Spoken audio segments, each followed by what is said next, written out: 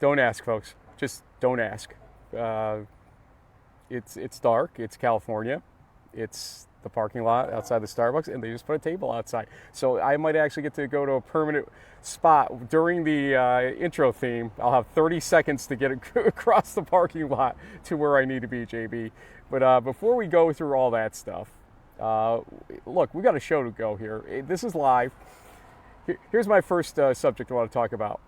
I'd love to know how much Bethel's giving to Kobe, and I'll take 1/10 of whatever Bethel's giving to Kobe for D1 Rejects right now, just to get a stable seating area for this show. I can't believe people will pay for this stuff, but okay, whatever they say. Let's start with a 2.5-minute video here of Rowan. Maybe this is my out to get to the table across the parking lot here. This is a sentimental, touching video, and good job by Rowan on this one. I'd like to send a message to my mom, my dad, my sister Sarah, my brother Johnny, my brother Davey, my lovely lady Libby. Just that I love you guys, and all my friends too that watch these videos.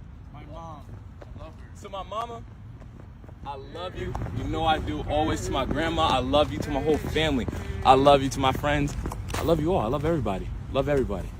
I love you, Mama. I hope you're doing good in Glassboro. And one day have you 1 year hand and shake.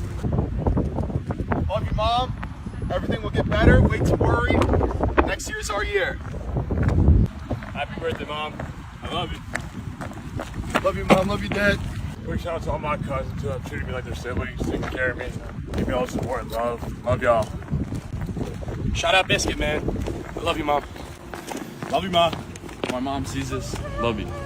Mom, Dad, Wyatt, Cam, Sierra, Max. Love you guys. Shout out my little brother, Liam. I miss you. Thank you for everything. What's up, Mom? Love you. Thank y'all. All my family. Love y'all. I love you, Mom. I love you, Mother. Can't wait to see you Saturday. Love you, Mother. I love you, Mom. Thank you for everything you do for me and the rest of the team. You're the best. Mom, Dad, I love you. I love my girlfriend also so much. I love you guys. I love you, Mom. Hey, Mom. What's up? Mom, Dad, I love you. Thank you. Bruno, Gigi, Carmen, Mommy, love you. My mom, thank you for supporting me. I love you. Hey, Mom, love you. Miss you. See you on Sunday. My wife, I love you, baby. I love you. To my lovely running backs, I love you guys Love you, so Mom. much. Love you, Dad. Love you, Papa. Love you, Mama. Mom, love you, Dad, love you, Grandma, love you, Grandpa, love you, sister, love you, brothers. Biscuit, I really miss you, Biscuit. Come back. Come back for a 6th year. Love you, Mom. Love you, Dad. Mom, Dad, Kelly, my sister, I love you guys. Mom, Grandma, I love you guys, all my family. Thank you for coming to my football game since I was 6. I just want to shout out my mom, my dad, my sister, my coach, all my loved ones that are here for me. I'm doing this for you. Thank you for all your support throughout all the years. Shout out Mom and Dad, I love y'all. See you this weekend. What do you have to say? I love you, Mom. I love you, Mom, and I love my sister. Go out to my son, baby KR. I love you, man. Love you, Dad. I'm Dad. I love you guys, and I appreciate everything you do for us. Keep going strong. Mom and Dad, thank you for everything you do. I don't know where I'd be without you. I love you guys. Love you, Mom. Love you, Dad. Love you, siblings. There's only one problem with that whole thing. Where's Pat Ruley and his beard? I mean, that beard should be saying. He was probably behind the camera. It probably was, actually. I want to know What do you wanna who's say? Biscuit. Who is this Biscuit guy or person? A couple of shout outs for Biscuit. Lots of moms and dads and brothers, sisters, as you'd expect. But there were a Really couple of shout outs watches. to Biscuits. Really watches our show, so listen. He'll, as the garbage truck goes behind me here, he'll text us or DM us who Biscuit is. Hopefully during the show. If anybody out there knows who Biscuit is, send JB or me a DM during the show. We'll get that right. The second thing we want to show you is a little bit of a reality check here.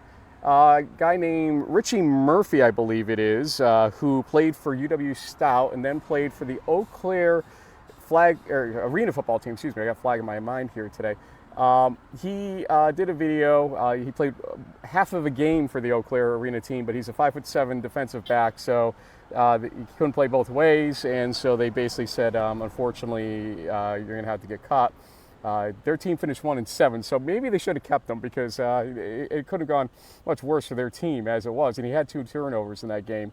But Richie got his head shaved and talked a little bit about D3 football. I think this is spot on. With the wall, Division III football is low-key better than D1 or D2. A lot of people have misconceptions about Division III, but there's so many reasons why it's way better than what you think. First of all, I don't care what division you are. You could be Division 0. You're probably not going to the league either, my boy. At least we as Division III athletes understand that, and we're not oblivious to the fact that we're probably not making the NFL. We are literally just playing for the love of the game, like it's supposed to be played. But I'm not gonna lie, I know a lot of D3 players that could easily transfer up and play pretty much anywhere. But they don't, because Division III is the last true form of college football. D3 doesn't have NIL, it doesn't have scholarships, but it has what D1 doesn't, and that's culture and loyalty. Two of the biggest terms used in football talk, culture and loyalty. What kind of culture is it if every single player on the team is just waiting for the right moment to leave and transfer? Division III, you build your own culture, coaches recruit the players they want, and they actually develop them as players, but more importantly, as men. And last but not least, we actually get to have our families watch us play college football and live out our dream. I don't know about other players, but having my family be able to come to games and drive to every single game means way more to me than anything. Keep in mind, I am a D1 hater. I was not able to play Division I. I did not have the ability to go D1. I was not even close. But let me know if what I just said you think is valid. We co-sign. We definitely co-sign. Yeah, I think so. I mean, I don't know if I'd call myself a D1 hater. Maybe, this guy is a D1 reject or whatever. But yeah, I think it's he makes some great points. It's the truest form of the sport. People aren't playing it for the money. They're playing it for their teammates, their coaches, their schools. So I think it's the best and purest form of football that there is out there. And that's why we've been doing this for almost 20 years and been a fan of it for over 30. So, yeah, I like what he had to say. And hey, if he's another new content creator out there, sure, come on down. I mean, hey, I don't know if the WIAC needs any more coverage. There's all you can read about today on D3Football.com is how big the games are in the Midwest. There's actually a couple other regions with some good games going on, so we'll try to hit those and kind of do a run around in the same region. Yeah, I mean the MIAC is in Region 6 also. They've got a good game. Region 2, we've got. Well, actually, where else but in D3 can you get a wide receiver that basically does the Madon sign in an end zone during a national championship game in Salem? And, everybody's okay with it, basically. Joe Iadevaio coming up in this a little bit on the other side of our intro, just to let you know, folks. And he's looking bright-eyed and bushy-tailed, so we'll have him on in a few moments here. Okay, JB, this is the fun part of the show. This is the part where you get to see just how good I am at producing a show on the fly in this manner, because literally 30 seconds. Somewhere in San Diego, California, in the middle of the night. The sun not even up yet. Guess what, folks? It's live. It's Friday. It's Friday Live for Week 5 of Season 18 of In the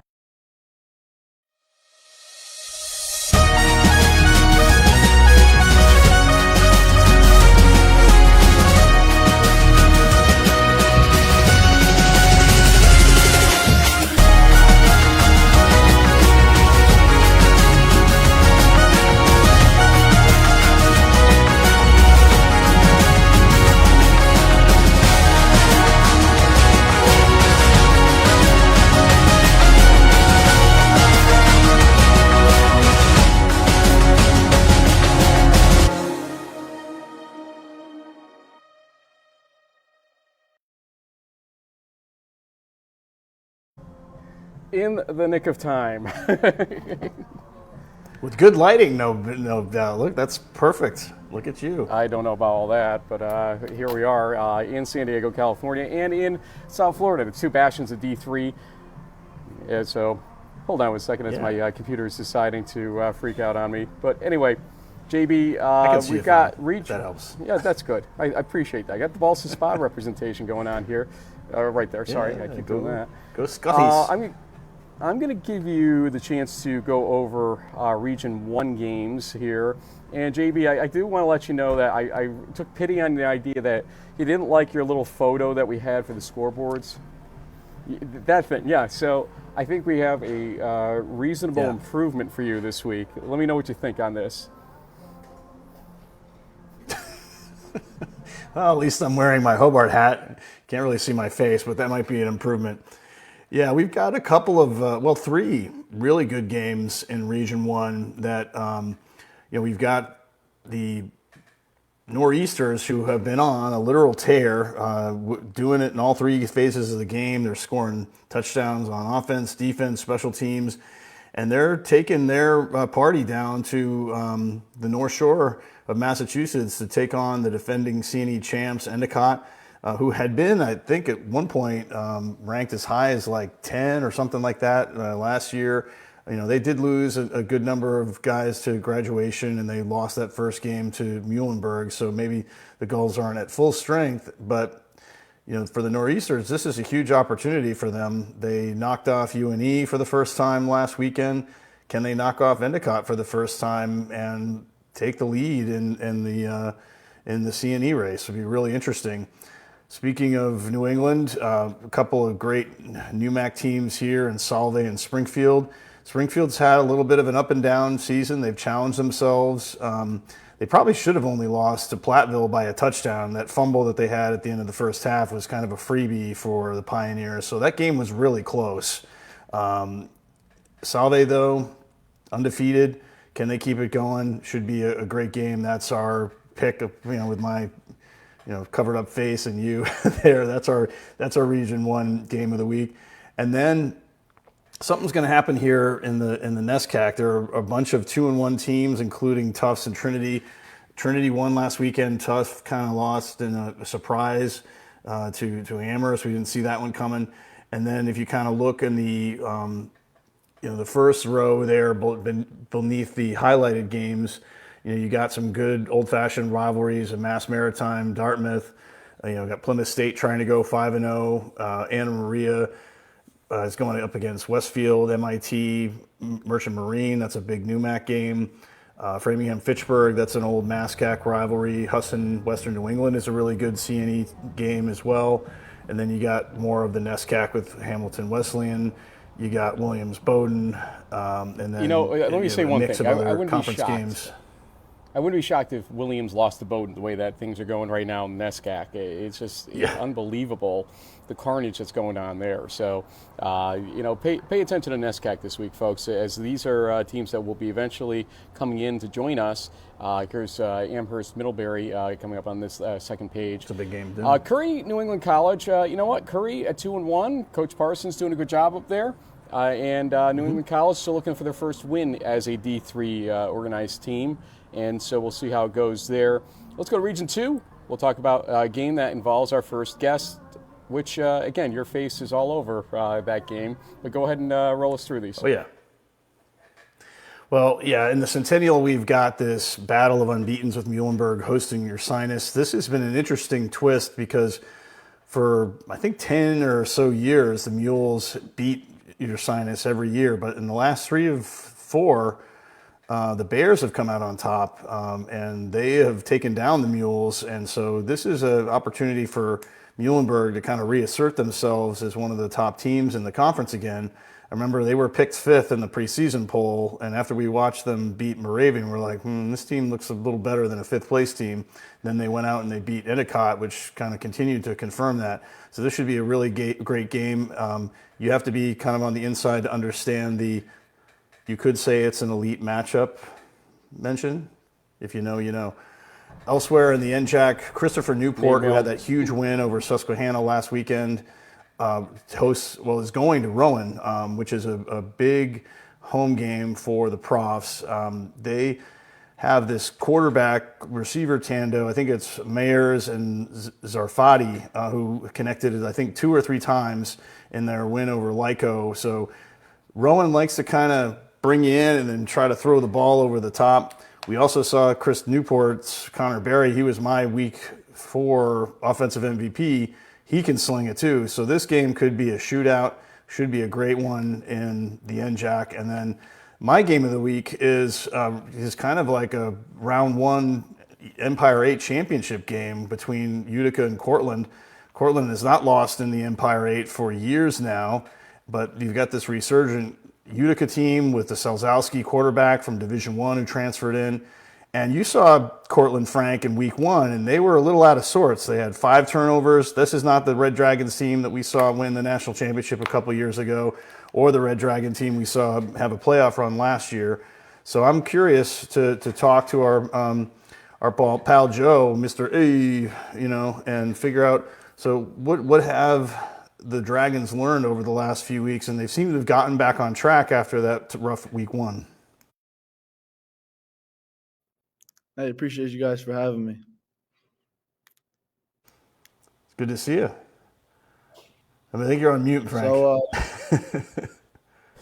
what have you guys learned the first 3 weeks, the man said, and the rest of it? After the loss I attended versus Grove City, you guys have rolled out 3 big wins since that point. Take us through the season so far, Joe, especially with your comeback this season after the injury. Yeah, we've only been getting better week by week. Our defense has been giving us a lot of opportunities. And by the past couple of weeks, our offense has been rolling. And last week especially, we started fast. And that was a key we wanted to do. We wanted to start fast. And last week we finally did that and came out with a win. So looking to keep that rolling. Joe, one of the things we hear a lot about in football is the chemistry between quarterbacks and wide receivers. You obviously had a chance to play with one of the best quarterbacks that the region, if not the Northeast, has seen in decades. But, now you got this new kid, Mike Resigno, I think his name is. Given your experience in the past playing with a guy like Zach, what have you been able to kind of teach him to kind of build that chemistry as you guys, break in a new quarterback for your program? I think he's got all the tools that needs to be a great quarterback. He's like my brother. I love him. And we have such a good relationship with the receiver room and him. And I think he's only been getting better week by week, and I'm excited to see his potential. With a name like Resigno, is he a Paisan? Of course. Right on. Oh, Joey. Yeah. Listen, Joe, for you, you go from Stag Bowl win to in shocking the world. You had, 2 touchdowns, I think, in that game, if I remember correctly. I think we had the pictures of both of them ready to go here. But then last year, obviously, I think you redshirted it officially because you're listed as a junior right now in your 4th year. And, to come back, first off, what did it take to come back in terms of the injury and everything else? How was your mood, your emotion last year during that? And are you posturing yourself to come back for a 5th year, essentially your 4th eligibility year next year? Is that already in the cards for you, or what are you thinking in that direction? Yeah, that's definitely in the cards. I'm excited to come back next year. That's why I'm listed as a junior on the roster. The comeback, it was tough, but I wanted to be there for the team. I was there for every team meeting, team lunch, whatever it was, practice, game, because I wanted to be that leader on the team. And the comeback, it took hard work, dedication, but I wanted to come back even better than I was. And that was on my mind every step of the way.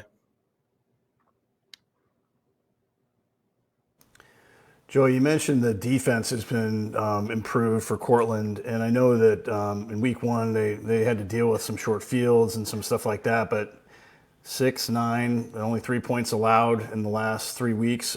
What has been kind of the turnaround? Did something just click, or we just have so many leaders on that team, on that defense, and they've just been doing a great job. And we go against them every day in practice, and we see how good they are, and they're only getting better. And we're excited to see how they can play going down the road. Well, okay, but that's great. But I'm going to go back to this slide for a second here. That's 137 points of offense in 3 games, Joe. So obviously the offense is no slouch. So, I mean, it's great. I remember last week the defenders I talked to from Mount Union said their favorite part of their game right now is the offense. So I appreciate the mutual respect thing going on.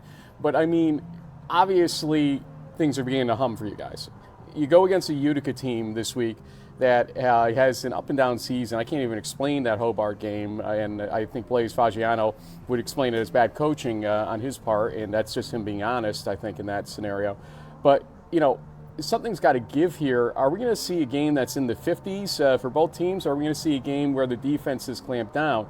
How does this game set up for you guys, especially after the last few weeks with all this offense coming in there? Well, it's going to be a great test for our defense. I mean, they got the quarterback. Everyone's talking about the quarterback and their offense, and adversity is going to hit during the game, and we're just going to – the better team, the team that's more prepared is going to face through that adversity. Well, talking about the offense, another guy with a Gallo last name, and there's a lot of Italians in upstate New York, Frank. I'm real surprised. It is a thing in Region 2. I love it. But he didn't get too many carries in the Grove City game. Maybe he was getting over an injury, but since then he's been kind of what we saw last year, right? He's a workhorse. He can carry tacklers. He's scoring touchdowns every game. I mean, is having a healthy Ethan Gallo pretty much a key component of the game plan this weekend? Joe, let me preface this as he is a Minnesink Valley wrestler, so he knows how to, get down in that nitty gritty and drag guys around and whatnot. So I'm not shocked by that for Ethan. Answer JB's question. Yeah, Gallo's unreal. I mean, he sets up so many opportunities for our offense. If he's running the ball, it sets up our pass game. If we're struggling in the pass game, we can look at him and he's gonna come through every time. Okay, Joe. Yeah, can I take another one, Frank, real quick? Absolutely. Speaking of the pass game, Joe, one of the things that kind of stood out to me in your freshman year when you guys won the national championship was how deep you guys were at receiver, because originally you weren't even in the starting lineup. You kind of worked your way in, and then you had an amazing game in the national championship, which is a big reason why you guys are able to beat North Central.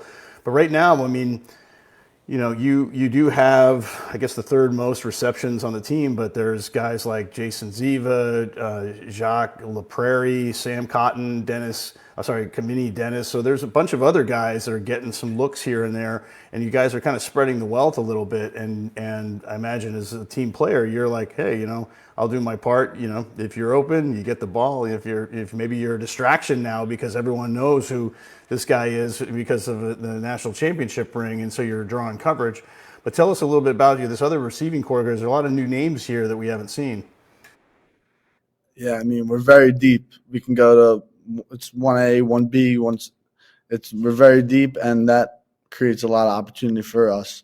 And if I'm getting the ball one time a game or I'm getting the ball no times a game, that one snap, I'm going to go 100% and give my team the best opportunity to win. Kurt Fitzpatrick is down the street a piece at this point, coaching elsewhere, coaching at Colgate, and trying to make things right over there. Coach Blue comes in, and obviously there's changes that come with a new head coach. There's no doubt about that. They put their own imprint on things. What are the main differences between Coach Fitzpatrick and Coach Blue? And what do you really like about Coach Blue? Let's be positive about these things. What do you like about the guy since he's come in and taken things over? I think there's a lot of similarities between coaches, and I think Coach Blue is a great coach. He's done everything he can to not change what we've done in the past, just to move forward and be the same team we have and just keep on getting better as the weeks go on. He's a great leader of men. We all respect him, and we're excited to see what he can do for us. Well, absolutely. Well, you got a big part of your title defense against a strong Utica team here. I believe this game is a home one for you guys, right? Yes, sir. Just pull up the schedule. Yeah. Okay. Yeah, you've been on the road for a couple weeks. So, is this homecoming weekend for? Right now. I know Come it's on, homecoming JB. for a few other places. We got the schedule right there for you. Come on now. Yeah. There we go. There it is. Is this a homecoming weekend for you guys? You've been on the road for a couple weeks. No, it's actually a fall break, so it's not going to be that packed this weekend. Oof. That's a bad pick for a fall break game. All of a sudden, although I guess Brockport could have been the game. which is coming up on 11/8, which is it's still a circled game for a lot of people. But this conference is a tough one, Joe. St. John Fisher under Ed Raby looks like they're coming alive here, and it looks like you guys have a target on your back. Do you still feel that way, despite that early loss to Grove City and everything else? Do you feel like the target is on your back from the Empire 8 foes that you're used to? Yeah, 100%. Ever since I've been here, we've won conference championship, so that target is still as big as it gets, and we don't really want to look forward to that. We're going one game at a time, and whoever comes here or we go there, we're going to take care of business. Okay, so it's time for shout-outs, and I know somebody that absolutely you need to give a shout-out to because he's all over our social media every day of the week, pretty much. So make sure you include him in your shout-outs coming up here. So, Joe Iadevaio, we did confirm that is the correct pronunciation of your name after all these years of screwing it up. It is your turn for shout-outs to any family, friends, teammates, etc. If you want to throw in a Madonna or two, go right ahead. Shout out my dad, my mom, my sister, my dog. I got a little surprise.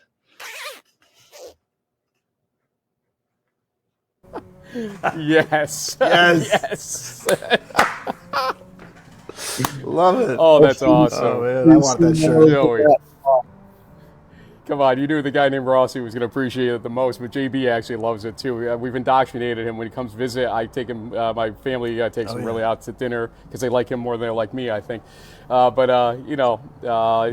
perfect.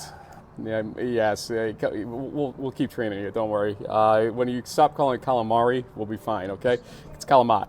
Anyway, Joey, we appreciate you, buddy, and sorry I didn't get to really talk to you in your first game. Obviously, that was a little bit of a disappointment for you guys, but there will be other Cortland games I'll be attending this season. No doubt in my mind about that, and you'll be a key part of the reason why I'll be coming back. So we'll see you soon. Thanks for joining us this morning. Thanks for having me. Appreciate it. You got it, buddy. All right. Thanks, Joe. Good luck. Joe Iadevaio. Gotta love him. Iadevaio. Finally got it right after 3 years. Oh, we'll still screw it up. Don't worry. We will still screw it all up. No, I think I got it now. I wrote it down. I'm good. Just got to work on Kalamat. Kalamat. We got the coffee, so we're improving things here as we go along. Cheers to you. We left off on the Courage Bowl. Basically, was my game of the week. Let me move over to there real quickly. And I don't want to always duplicate you. So you had already picked Utica Cortland. Obviously, a big game. I didn't want my picture up here twice, so I'm just picked one. But look, Ed Raby, you said it in Crunch Time, doing a great job for his team. Yeah, awesome. Okay, and Coach Vosberg was a great coach, and obviously his time had come. It's just a reality. He told us himself that fact.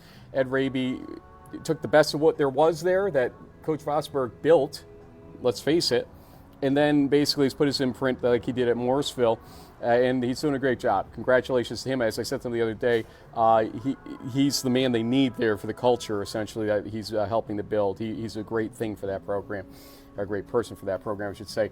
Brockport, though, no pushover, no slouch. Not sure who the real Brockport is sometimes, though, either, because we've seen ups and downs of this team, obviously, at 3-1.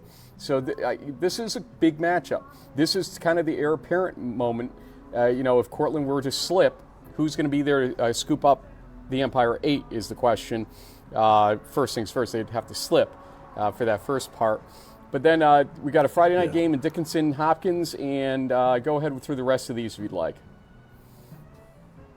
Yeah, so we have just a mix of both, like Landmark, Empire 8, Liberty League, NJAC, Centennial Conference games. The ones that sort of jump out to me, Frank, I would say Ithaca Rochester, just, from Bombers' perspective, they just need to keep, picking up wins to stay in control, to go to 3-0 in the Liberty League. TC&J Salisbury is interesting. I mean, they're both undefeated teams, but Salisbury is ranked in the top 10 in most national polls, so I think they're a pretty big favorite here. Look at this one, Frank. Moravian and Lyco. I didn't see these guys starting off with such a rough start. So this will be somebody's first win, which they need. RPI Hobart, that's the Statesman homecoming game. They need a win desperately, and they have to hope that somebody knocks off Ithaca to keep any sort of playoff hopes alive. But at 3 losses, it's a long shot. W&J is on the road. We got Westcon Juniata. We got Case Western St. Vincent, Allegheny Waynesburg, Hilbert St. Lawrence, Montclair Kane, kind of a battle in New Jersey. Short bus ride for that team there.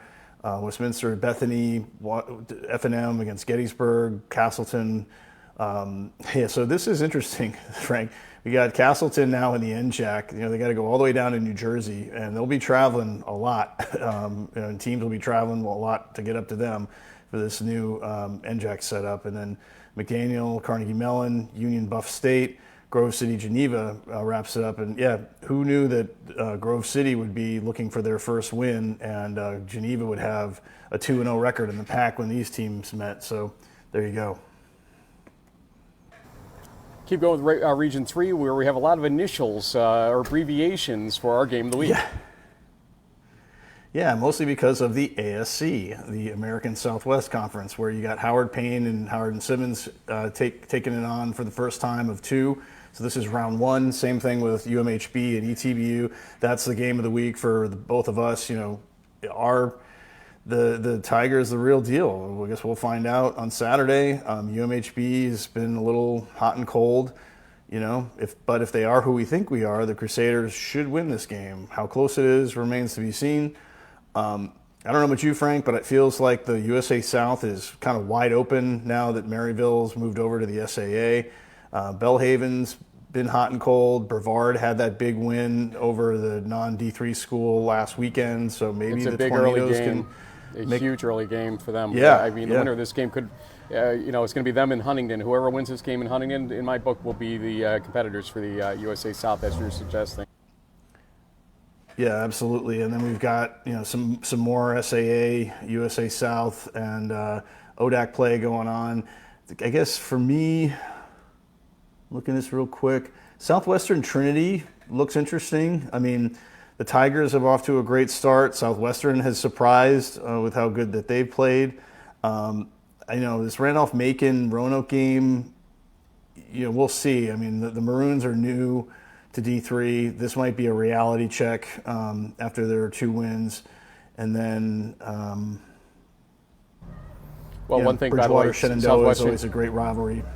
Southwestern Trinity, I believe Zach Vargas is going to be attending that game and covering it. So look out for that as well. He's trying to get down there, I believe. So we'll promote his stuff as he gets it out there. Let's go to region number 4. Yes, there it is. And you've got Wabash John Carroll. I've got Hope Trine. I'll tell you why Hope Trine, and I'll give it back to you.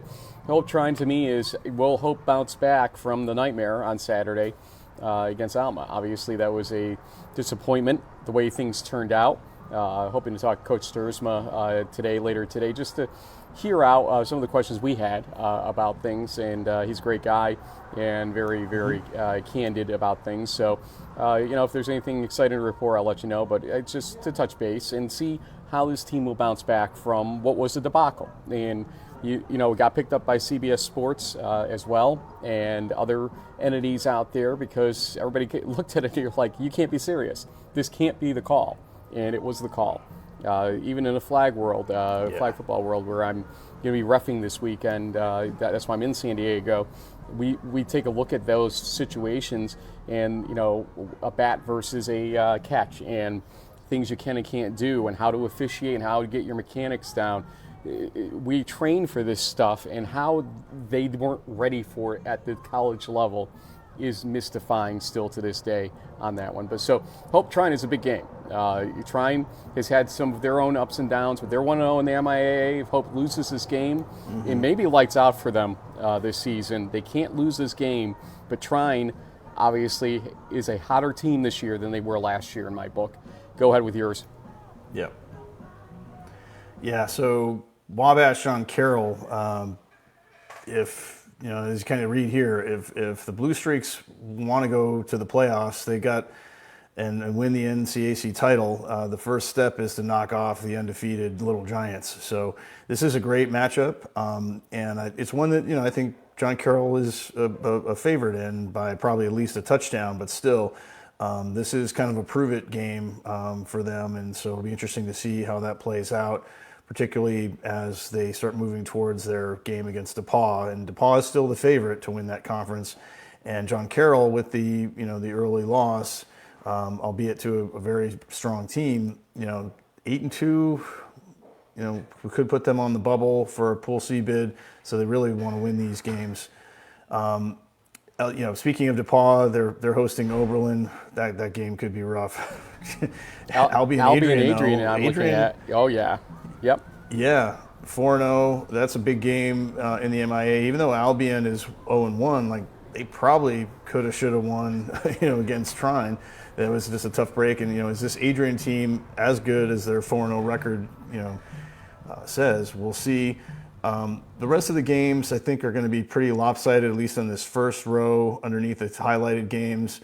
And then in the second row, more of the same. I mean, Wittenberg-Worcester could be competitive. Marietta, Ohio Northern is interesting. Hanover and Rose-Hulman, I mean, this is the kickoff for Heartland play, and both of these teams combined are 1-5. These are teams that have traditionally competed for that Heartland championship. So, maybe it's Bluffton's year. They're 2-1. We'll have to wait and see. Denison, Ohio Wesleyan is an old rivalry between these two NCAC schools. Franklin Muskingum is interesting. That's a little cross OAC Heartland game. And I don't know if there are any other games on the back half of the slide, Frank. Nope. We just rolled a 5. Straight to Region 5. Do you want to tell everybody about the little brass bell, or should I keep rolling? I'm trying to see if our next guest is going to join us here. So if you want to just keep rolling, I'll take care of that. Okay, sounds good. Wheaton versus North Central, number 14 versus number 1 for the little brass bell rivalry. It's under the lights. I think Pat Coleman from D3Football.com is planning to be there in person for that. It's a second game of a doubleheader that he's planning to do. And so safe travels to him. But yeah, this is a game that always has a lot of hype, but usually ends up being kind of one-sided. We'll see how good Wheaton is. I mean, they did have that second half comeback against Mount Union, although some people claim that it was the Raiders sort of taking their foot off the gas than anything that Wheaton did, but maybe this will be a good one. We'll see. I hope it is. Meanwhile, my sort of first choice for the game of the week in Region 5 is We Want the Funk, Roman Funk, and the Falcons traveling to St. Norbert, team that was one of the bowl teams from the NACC last year. And so, can this Falcons team keep this undefeated conference streak going? They're 3-1 overall, but St. Norbert's been a team that's beaten them in prior years. It'll be interesting to see how this shakes out. And then certainly last but not least, Illinois Wesleyan against Washington U, 2-1 teams overall. WashU played North Central last weekend. We saw the result there. They were competitive for a little while, and this is basically, in my opinion, a Isthmus Bowl, potential game or like a contender game, I guess you can say. The winner of this will greatly improve their odds to end up in that one. And we're also happy that the Sister Bowl Landmark is going to come back. They've got the sponsor, and so Lakefront. That's great for the teams out here in Region 5. Lakefront Bowl. Yep. The Landmark Bowl. We'll talk Katie Boldrich, see if we can get that one going too. I'm just going to advance this real quick for you and say that there's not many what I would call, competitive record matchups on the rest of this. You can see a lot of O's and versus 4s and stuff like that on the loss columns. You got Augustana North Park at 2-1 and 2-1. That's an interesting one there. There is a backside of this page. Yep. Central Loris, obviously a little lopsided there. I'm interested to see Lake Forest and Ripon because Lake Forest is due for a win, but Ripon at 2-1, obviously 2-0 in their conference. Yeah. Something's got to give there, and I'm curious to see which way. Go ahead. And I have a shout out. One of the, I think this week on D3Football.com, Blake Heffron, actually at the University of Dubuque. There's a story that was written by Pat about, how this guy had brain swelling and this really life-threatening kind of situation. Only a sophomore. He had a concussion back on September 27th during the Spartans game at Central. He could not be stabilized on the field. It's kind of a scary thing. He was taken by Medvac. I believe there's a GoFundMe set up for this guy, and it's a scary situation. Hopefully, Dubuque uses that as a rallying cry, and that the community is helping out the Heffron family. As scary. JB, our guest is in the queue. The camera off right now, so if he wants to turn it on, we'll be ready to go because we're going to talk about his game in a second here. First off, I will tell you about my game of the week. Again, I didn't want to duplicate you all the time, but obviously you've got what I think is the game of the week in Region 6, though some will argue otherwise. But I did pick Lacrosse Whitewater because Whitewater's that team that I said early in the season, do not discount that team. And folks that do are foolish. One of my fellow flag football referees comes up to me last night and says, "Go Warhawks." And I was like, hey, I might look really smart if they do what I suggested this season. But first they have to host lacrosse and win the game. And this may be a record-setting crowd. Again, after the 21,000 plus last year that I attended, this has the ability to surpass that. We'll see what happens. River Falls, Oshkosh. River Falls obviously would be a favorite here. I would think based on their offensive prowess, but Oshkosh's defense, this is another one of those something's got to give games, I think, coming up here. You've got St. John's Bethel. Why don't you explain why that game? Actually, let me just say one thing. Redlands Chapman is a game I'll be attending and covering for my first ever West Coast football foray. And should be a good one under lights up at Chapman. I believe it's their homecoming or family weekend as well. And so we'll have some interesting, video and coverage generally for a Region 6 game we wouldn't otherwise get to. Go ahead with St. John's Bethel. Yeah. Well, before that, I just want to mention that I did go to a Redlands game once back when I lived in California. They played at Cal Lutheran, and it had a crazy ending where the weather was sort of Southern California perfect until it came down to the final game-winning field goal, and the sky opened up. I had to scoop up my kids, put them in the car, and from the parking lot, I watched the kicker miss the field goal. So Redlands was able to survive, and they beat Callaloo on that day. It was kind of a crazy ending. But yeah, getting to my game of the week, and this is, I guess, the first question I'd like to throw at senior defensive lineman Zach Frank. We've always seen the Johnnies do this year is just dominate everybody defensively. They have not allowed a single point in 180 minutes of football. I don't know if people are keeping track of that across divisions, but that's impressive, period. And this guy has been a beast. I mean, 6.5 tackles for loss, 4.5 sacks. He's had a ton of tackles in these games. And so, Zach, welcome to In the Huddle, and congratulations on the 3-0 start. So my question to you is, just how good is this St. Johnny's team? You guys have looked amazing in the last 3 weeks, but you've got your old rival, and a lot of people are calling this a conference championship game in week 5. So what do we got here?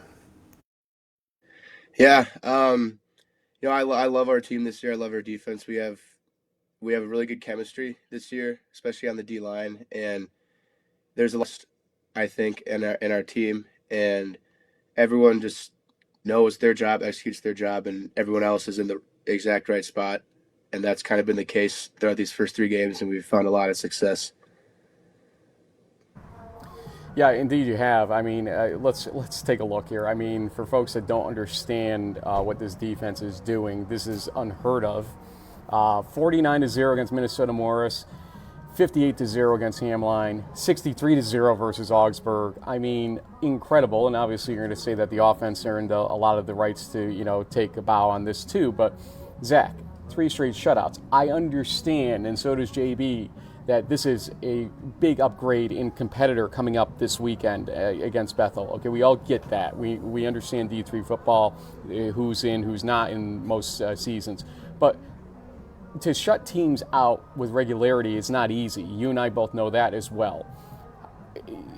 How do you parlay now that triple shutout into something against the Bethel team that obviously is going to be upstart?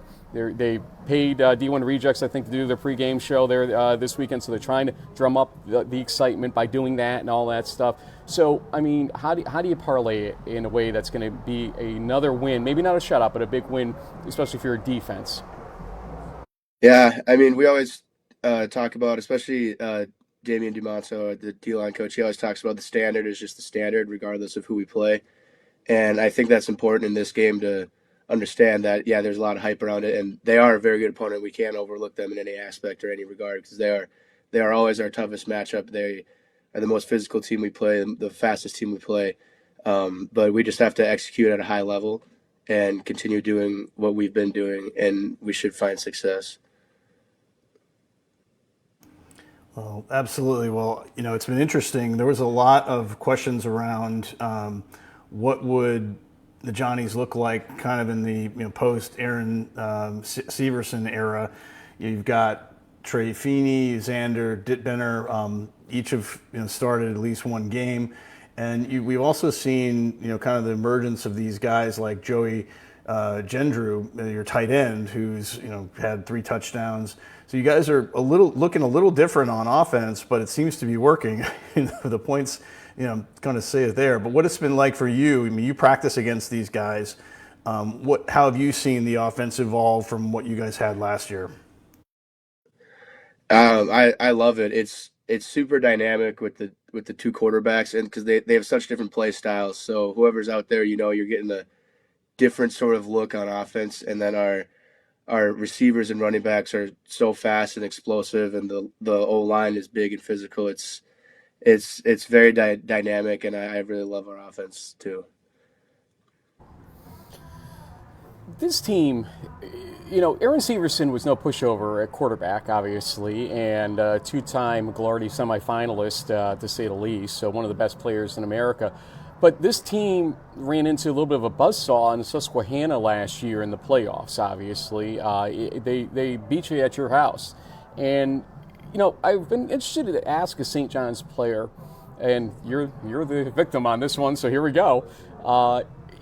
Did you take that loss hard to a point that you guys realize you have a lot of equipment that you could use to go further in the playoffs, and that there's some missed opportunities that a guy like you who's graduating wants to rectify before this is all said and done? Yeah, I mean, that loss hurt a lot. We obviously felt like that wasn't a game we should have lost, and we got outplayed and out executed simply that game. And I think a lot of us really took that to heart this offseason, and we worked really hard, and we knew kind of the steps we had to take to get a different outcome this year. And we're just taking it week by week at this point, but so far we've found that success. Zach, do you think from, I guess, from your opponent's perspective, being Bethel, that the fact that now that the MIAC doesn't have the kind of the championship playoff game, that now every week is basically like a championship game. So you got one, they've got one shot at you, you've got one shot at them. Does that raise the stakes, in your opinion, than it did compared to last year?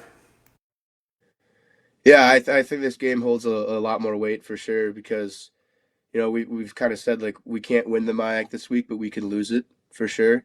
And it's super important that every like you said, every game holds so much weight because you can't drop one with this format. And I think we've really embraced that, and we've practiced that way and played that way. And I think we prepared well. Okay, so I do have a question. We'll go back to the slide here. Looking at the standings, it's Bethel, St. John's, it's Carleton. Eventually you may have to go face to face with Jack Curtis out there from Cortland at some point this season, and you know his story. What's been the general temperature from his competitors? Because I'm sure, and I know you guys from St. John's, you guys have big hearts, even though you want to beat each other up on the football field. But obviously that story touched a lot of people throughout the country, let alone in the MIAC. What's the emotion and the feeling toward it? But when you face him, are you going to take it easy on him, or what happens in that situation? I wouldn't take it easy on him, but I will say his story is very inspiring, and the way he's been playing too, going through all of it, is just incredible. And he's a heck of a competitor. So I'm very excited to play Carleton this year, actually, and I'm excited to go up against him, and his toughness that he's shown so far, going through what he's going through, is just amazing to me. Well, speaking of comebacks, Zach, I noticed in your bio, aside from all the the different All-American and all-region types of praise that you got, you were named St. John's 23-24 NovaCare Comeback Athlete of the Year. What is that, and did it mean a little something extra to you to get that honor? Yeah, so that's the award started a couple years ago by our in our NovaCare facility we have on campus, and it's given to an athlete that's voted on by coaches and staff of all sports in the athletics department for an athlete who had missed the entire season or a majority of their previous season. And so, I mean, for me, that did mean a lot to me, coming back from the season-ending injury I had the year before.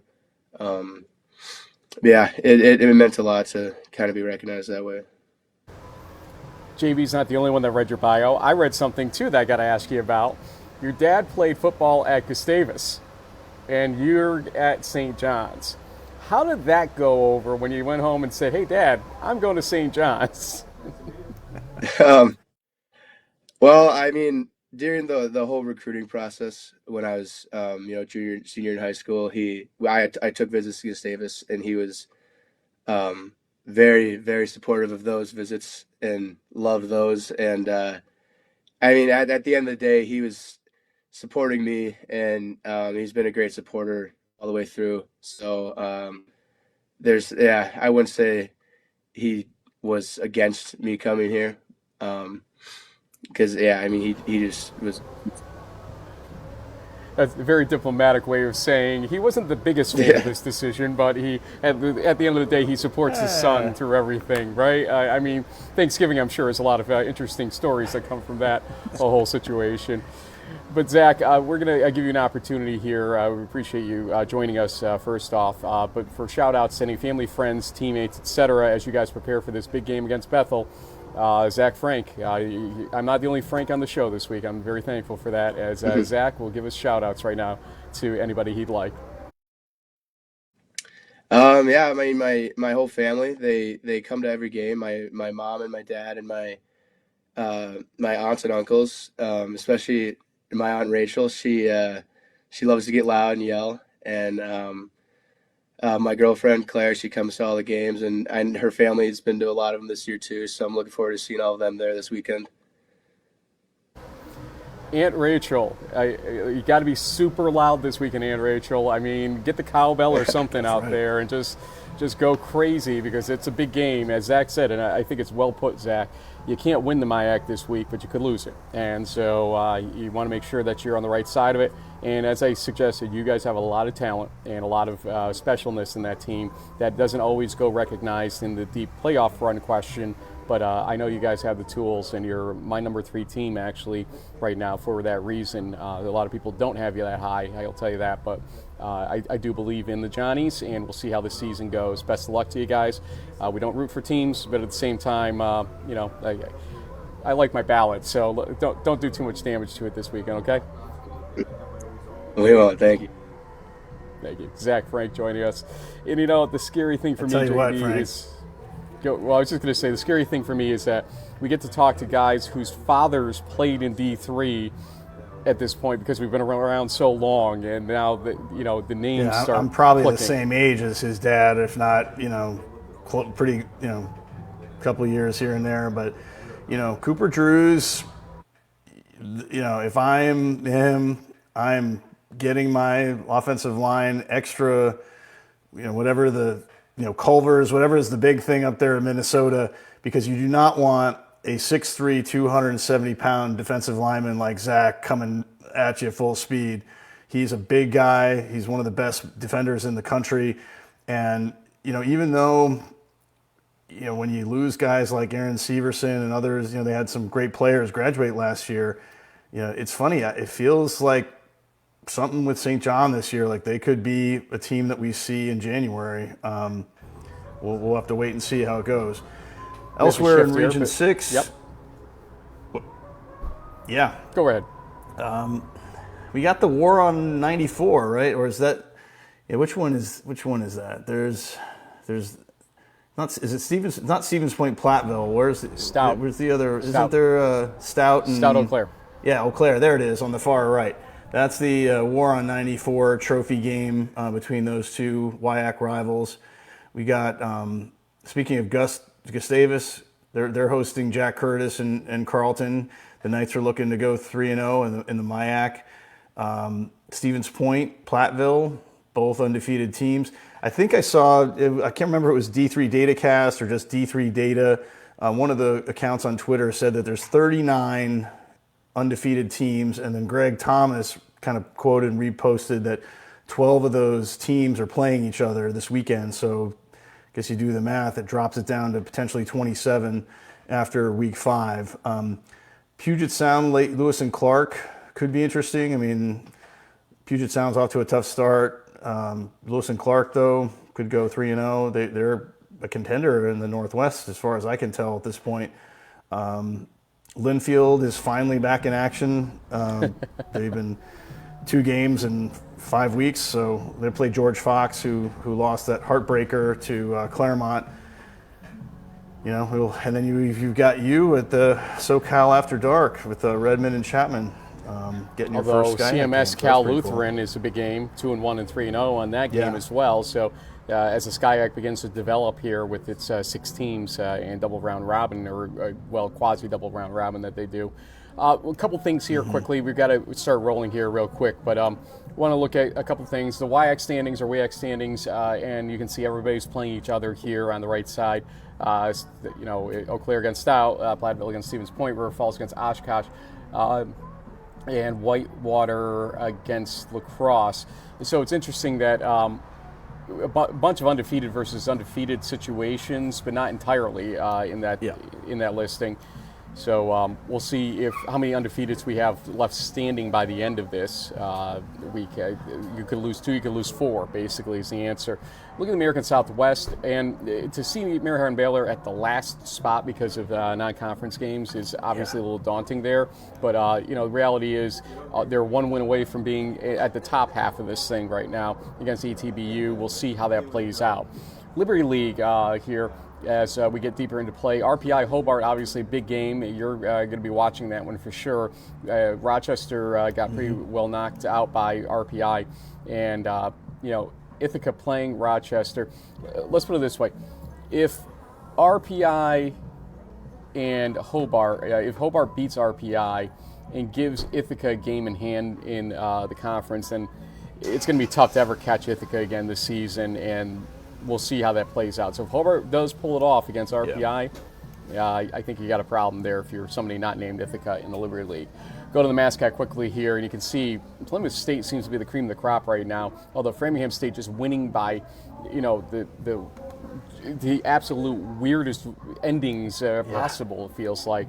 They are still 3-0, and so they are still going to be a competitor in that conference, it feels like. Anna Maria is still standing there saying Shout hey, out about us. to Anna Maria for making me look good. That was my Region 1 sleeper right now in 3rd place. Thank you, guys. Appreciate you.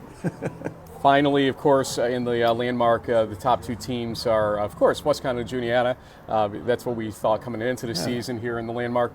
Susquehanna, obviously, nobody's played a conference game. This all starts now this week with Lycoming for Susquehanna next week. They have the bye, but Westcott and Juniata are going to play each other. So somebody's going to have the lead here between those 2 teams going into or out of this next weekend. So JB, there's that. We've got to hurry up here and get our predictions going because I have to run in a little bit as the sun rises finally here in beautiful California. But look, we have a new overhead shot here. I don't know if you can see it well where you are. Oh yeah, look at that. You're looking Nice. just even better. Yeah. This is the last time you ever complained about the pictures I do of you, right? That's all good. I got my Hobart hat on, so you know that's I can live with that. Yeah, so we can at least identify who you are in the whole thing. Let's see here. We got to get some music going. I think. While you're doing that, shout out to the 162 people watching live. I'm sure there'll be a lot more than that after the fact, but thank you for joining us this morning. We appreciate it. I can't find our timer. That's bothering me right 163. now. That's actually total. So that's the number of people that actually watch us on Twitter. If you're looking at that number, that's the total number for this whole show. Okay, to hell with the timer apparently, because I don't know where it went. So we're just gonna go with it at this point. You ready to go? Let's try to keep it Person within that's 10 as far as minutes. car is ready. Yeah, well, good luck. We got a lot of games. To At least go it's through not a here. motorcycle. Yeah, we had a couple of those earlier. Salve at Springfield. Why don't I go with this one and say that I think Springfield being the home team is important here. If this was being played at Salve, I would go through Salve. I'm going to pick Springfield, and I know you're going to pick Salve, so here we go. Kevin Gilmartin's going to excommunicate me one more time, but Springfield wins this game 28-21. Well, I kind of learned the hard way last weekend picking against home defending champs. So I think I'm gonna play it safe and pick the Pride because they have since that they proved it in the Platteville game. Whatever sort of shakiness they had in week one, they kind of got that rust off, and so they seem to be gearing up. And I love me some Seahawks. I loved seeing the campus, in the preseason, but Pride's at home, defending champs. It's going to be a close game. I think it's like 31-28 type of thing, but I'll take the Pride. By the way, we've added the times and days of the games above the logo now, too. We've gone all out here to show you exactly when these games are being played, too. So look at that, folks. Okay, next up, Tufts versus Trinity. You go first, and we got to be a little quicker about these, so just to warn you. Yep. I'll take my hometown Hartford State Bantams. They play well at the Coop, and so I'll take them 31-21. Yeah, I'll take Trinity at home as well. Tufts, though, I wouldn't be shocked if they won this game the way the next guy's going, but I'll say Trinity wins the game 31-21. We'll go next to your Sinus versus Muhlenberg. And I start, Muhlenberg just seems like a special team right now. Your Sinus, obviously 3-0 also, but I don't know. It's something about Muhlenberg I like at home in this game. I was there last year when they were home on that Friday night game, and you know how that went. Your Sinus blew out the scoreboard lights on that one. But I will say Muhlenberg wins this one 38-34. Yeah, I think Coach Milne has got something special with this squad, and they may not have what it takes to take down Hopkins and or Carnegie Mellon. We'll have to wait and see on that one. But 3 out of 4 losses, they want to kind of get back on the winning side of things here. So I'll take the Mules at home 31-21. Christopher Newport at Rowan, your turn. Oof, tough one. This feels like a game that Rowan can win, especially as the home team, but CNU with that big momentum win and the confidence of putting down Susquehanna in the rain, I'll take the Captains in a shootout, probably like 34-28. James, you got to follow the rules. Did you not get the memo? Follow the rules. Well, that's Pat Ruley's Twitter handle, so that's what you got to do. Yeah, see? I'm going to follow the rules and say that Rowan actually wins this one at home. Hopefully there's no lightning, no rain, because it seems like Rowan and Christopher Newport have had their debacles of that sort over the last few weeks. But Rowan wins this game in my book in a defensive struggle more so, 24-17. Utica Cortland. Yeah. You know what? Just because he had the Madonna shirt on, Joey Bag of Donuts over there, I'm going to pick you and your Cortland Red Dragons and have some calamari after the game to celebrate. Cortland wins this game 41-21. 28. Yeah, I mean, I think the Hobart tape will show you that if you put pressure and you create turnovers, that the Pioneers are vulnerable. I do feel like Cortland's starting to turn things around, so I'll take the Dragons in a close call, 27-21. Elsewhere in the Empire 8, Brockport at St. John Fisher. Go for it. I think Brockport's run game will take over. They'll win it 34-17. Yeah, I'm going to stick with Brockport as well. A lot of redundancy going on around here. 21-20, though, in a nice close game. Howard Payne at Hardin-Simmons. Okay, listen, Hardin-Simmons has had a herky-jerky start to their season. One possession games against Chapman and McMurray, but I think that they are going to still prove to be the cream of the crop right now in the ASC. I give Hardin-Simmons a win here, 34-17.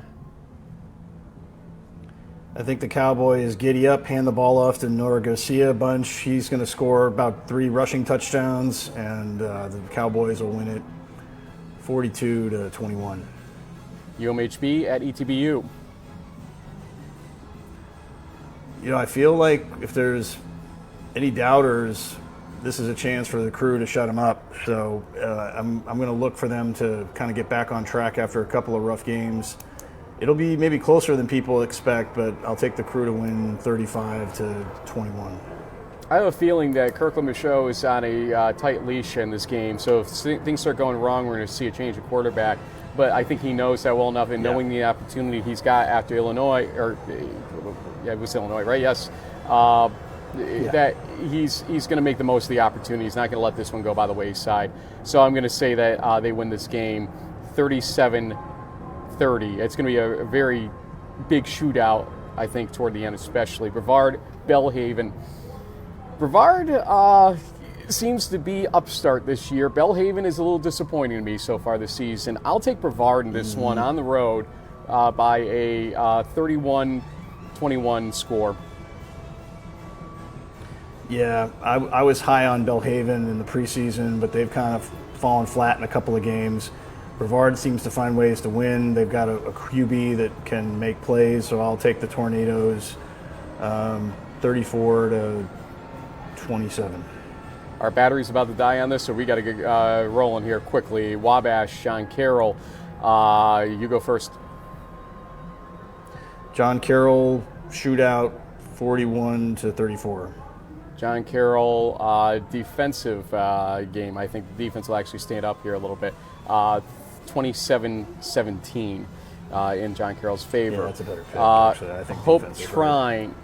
Hope Trine, I'm going to say that, boy, I think Hope bounces back here. They can't let this thing become a shootout and have a possibility of letting something weird happen again. I think they're going to put it away early, 34-24. Yeah, I think it'll be a close game, but Hope will come up with a way to win 34-28. Calvin Alma, Calvin at 4-0, of course. We all knew that coming in. Go ahead. Yeah, I'm going to take the home team just because, Calvin's still new. Can they really beat these guys? I don't know. I think Carter St. John is going to lead the way, and it'll be a close one, but say 30-27, the Scots hang on. Yeah, Carter St. John knows what's at stake right now. They need to win this game still if they want to go to the playoffs. Mm-hmm.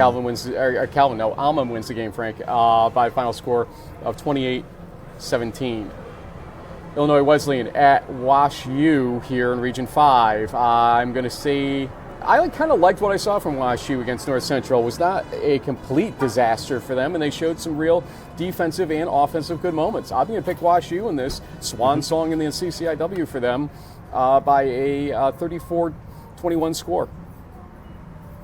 Yeah, I was going to say like 35-21. I like Wash U. Go Bears.